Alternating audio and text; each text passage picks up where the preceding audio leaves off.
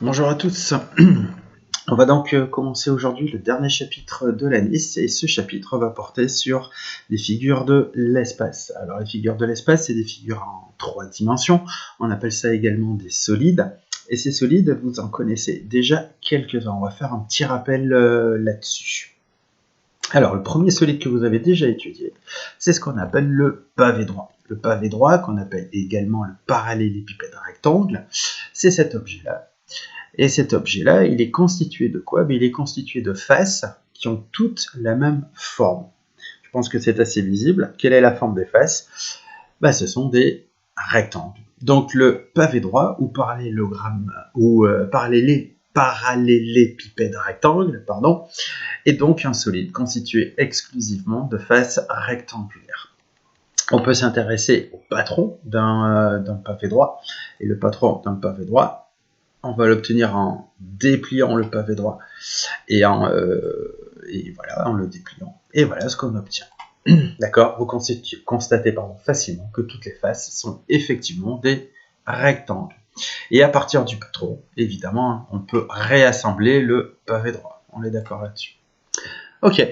Qu'est-ce qu'il y a d'autre comme figure de l'espace comme solide que vous connaissez? Il y a le cube. Le cube, c'est quoi?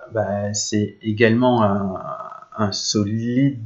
Donc, je vous laisse l'examiner. On va voir un petit peu la particularité du cube.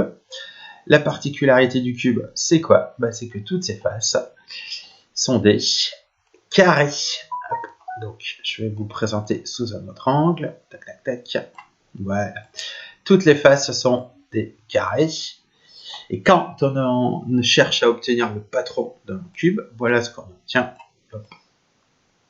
Ça va être ça. Voilà le patron d'un cube. Et on voit facilement que toutes les faces, effectivement, sont des carrés. On peut réassembler le cube, évidemment, à partir du patron. Je viens de le faire. Et voilà. Alors, une petite remarque. Le cube, donc toutes les faces sont des carrés. Dans un chapitre précédent, on a vu que les carrés, c'était quoi en fait? C'était des rectangles particuliers. Dans ces conditions, on peut dire que le cube, c'est un pavé droit particulier. Donc, le cube que vous avez là, c'est ni plus ni moins qu'un cas particulier du pavé que je vous ai présenté précédemment. Si on fait une petite synthèse autour de tout ça, donc je vais vous présenter, c'est ici, les petits rappels. Donc, le pavé droit constitué de faces rectangulaires. Le patron d'un pavé droit, quand on déplie un pavé droit, voilà ce qu'on obtient. Donc, le patron ici. Alors ça, normalement, vous en avez fait copieusement en 6e, des patrons de pavé droit. Le cube, voilà ce que c'est. Donc, c'est un solide constitué de faces carrées. Le patron d'un cube, pas de problème. Voilà ce que c'est. Et vous en avez également réalisé dans le passé en 6e et même avant. On va revenir un petit peu maintenant sur la notion de volume. Alors, les unités de volume usuelles sont le mètre cube et ses dérivés, décimètre cube, etc. Un mètre cube, qu'est-ce que c'est? Un mètre cube, c'est le volume d'un cube de 1 mètre de côté. Donc, imaginez un cube qui a pour côté 1 mètre. C'est à peu près ça. Alors, j'ai pas trouvé de carton qui fasse exactement 1 mètre cube de côté. Les dimensions de cet objet-là sont environ de 1 mètre, mais c'est pas tout à fait 1 mètre. D'ailleurs, c'est pas vraiment un cube non plus. Mais disons que pour que vous ayez une idée du volume que représente 1 mètre cube, je trouve que cet objet est intéressant. C'est ça, à peu près un volume de 1 mètre cube. C'est quoi alors 1 cm cube? 1 cm cube, ce serait le volume d'un cube de 1 cm de côté. Donc là, vous voyez ce que c'est que 1 cm. Et imaginez un cube de 1 cm de côté. Oui, un dé à jouer par exemple, ce serait une bonne illustration. Les conversions. Ça va être une des difficultés. Les conversions avec les unités en mètres cubes et les dérivés nous amènent des tableaux qui sont subdivisés en 3 colonnes. Vous aviez travaillé il y a quelques semaines sur les aires. Là, on avait des tableaux qui étaient subdivisés en 2 colonnes, pour le cas des mètres carrés, centimètres carrés, etc. Pour les mètres cubes, décimètres cubes, etc.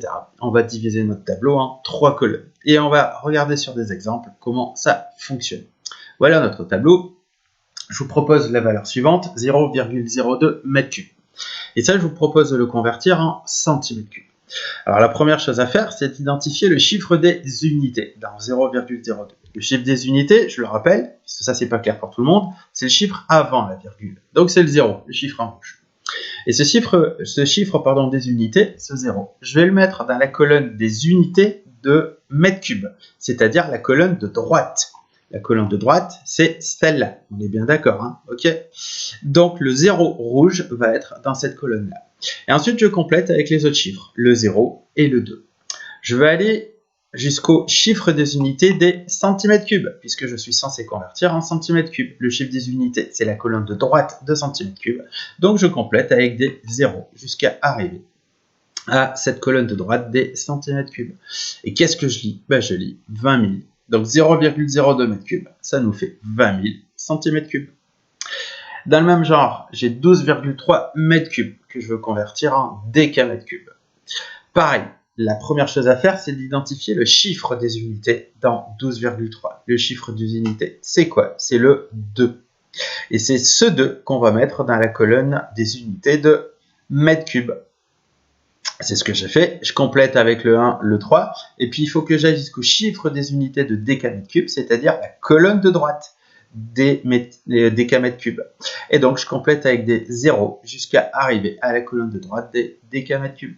Donc 12,3 mètres cubes à l'arrivée, ça nous fait combien de décamètres cubes? Ça fait 0,0123 décamètres cubes. Une petite remarque, ouais. Pour ceux qui sont plus à l'aise avec ce type de raisonnement, quand on passe d'une colonne à l'autre, quand on passe par exemple des mètres cubes au décimètre cube, si vous remarquez une chose, vous multipliez par 1000. Et inversement, quand vous passez des décimètres cubes au mètre cube. Si vous passez des mètres cubes au centimètre cube, on fait un bond donc de 2 unités. On ne multiplie plus par 1000, on multiplie par 1 million. Si on passe des mètres cubes au millimètre cube, on fait un bond donc de 3 unités, on multiplie par 1 milliard. Et ainsi de suite, quand on passe aux unités plus grandes, si par exemple je veux passer des mètres cubes au décamètre cube, je divise cette fois-ci par 1000. Donc si vous remarquez, pour passer des mètres cubes au centimètre cube, là on a fait un saut de 2 unités, on est d'accord? En fait, pour passer de cette valeur 0,02 à cette valeur 20 000, on a multiplié par 1 million. Et pour passer de cette valeur 12,3 à cette valeur 0,0123, on est passé des mètres cubes au décamètre cube, on a divisé par 1000. Alors c'est peut-être un peu compliqué cette manière-là de voir les choses, mais c'est certainement comme ça que dans le futur on vous présentera les conversions. Donc je vous en parle tout de suite. Après, si vous n'êtes pas à l'aise avec cette histoire de multiplier ou diviser par 1000, 1 million, etc., c'est pas très grave, il vous restera toujours le tableau comme support. Et le tableau, ça fonctionne très bien. On utilise aussi comme unité de volume le litre. Ah ouais, vous avez tous l'habitude d'utiliser le litre pour des bouteilles d'eau, des canettes de soda, etc. Alors là, c'est un petit peu différent parce que le tableau de conversion avec les litres, etc., c'est le même que le tableau de conversion pour les mètres, les centimètres, les grammes, les kilogrammes, etc. Donc c'est un tableau où on ne subdivise pas en plusieurs colonnes. Donc là-dedans, par exemple, 0,25 litres. Donc 0, c'est le chiffre des unités. On le mettrait, si je veux convertir ça en millilitres, il faut que je mette le 0 dans la colonne litre, et je complète ensuite avec le 2, le 5, et encore un 0 pour arriver jusqu'au millilitre. Et 0,25 litres, ça fait donc 250 millilitres. C'est quelque chose que vous savez faire. On se retrouve donc avec deux séries d'unités pour exprimer des volumes, les mètres cubes, les centimètres cubes, etc., les litres, les décilitres, etc. Ça peut paraître perturbant. Il y a une passerelle entre les deux. Il y a une passerelle qui nous permet de passer de l'un à l'autre. Et cette passerelle, quelle est-elle? C'est celle-là. 1 litre, c'est la même chose que 1 décimètre cube. Alors vous avez noté que cette correspondance, je l'ai encadrée, je l'ai mise en rouge. Ça veut dire que c'est un petit peu important quand même. Ça, il faut le savoir. Il faut le savoir maintenant, l'année prochaine, les années à venir, parce que vous allez vous en servir assez régulièrement. Donc vous le notez quelque part, vous l'intégrez. 1 litre, c'est pareil que 1 décimètre cube. Du coup, si par exemple j'ai 1 mètre cube, et si je veux convertir ça en litre, comment est-ce que je m'y prends? On doit passer par une étape intermédiaire. On ne va pas convertir directement un mètre cube en litre. On va commencer par convertir notre mètre cube en décimètre cube. Donc là, je vous renvoie au tableau de la diapositive précédente. 1 mètre cube, combien ça fait de décimètre cube? Ça en fait 1000. Et à partir de là, puisque 1 litre, c'est pareil que 1 décimètre cube, vous comprenez bien ce que ça veut dire. La quantité en litres est la même que la quantité en décimètre cube, c'est-à-dire 1000 décimètres cubes, ça va faire 1000 litres. Donc, à l'arrivée, pardon, excusez-moi, 1 mètre cube, ça fait donc 1000 litres. Un dernier petit rappel, le volume du pavé droit, vous l'avez tous étudié dans le passé, c'est quoi? Le volume du pavé droit, c'est longueur fois largeur fois hauteur. Le volume du cube, qu'est-ce que c'est? Le volume du cube, donc le cube est caractérisé par une seule dimension, le côté petit c qu'on trouve sur toutes les arêtes. Donc le volume du cube, c'est côté fois côté fois côté, c'est côté au cube. On va s'arrêter là pour les rappels. La prochaine vidéo, ce sera quelques nouveautés, des nouveaux solides.